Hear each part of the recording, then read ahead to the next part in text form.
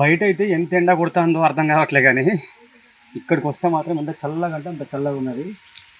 Same మనకైతే హిమాలయాల్లో ఉన్నట్టే సేమ్ అట్లే ఉంది. చల్లగా అంటే చల్లగా మామూలు లేదు అసలు. మొత్తం చూడండి మీరు, మొత్తం వాటరే, గుట్టల నుంచి మొత్తం వాటరే వస్తున్నాయి. చాలా బాగుంది. ముందుకు వెళ్దాం, నడవాలి కదా.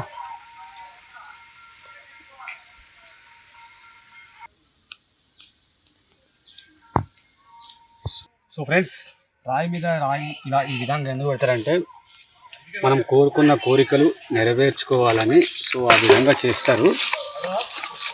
సో ఇంకా దారి పొడుగుతో ఇలానే ఉంటాయి. సో ముందుకైతే వెళ్దాం.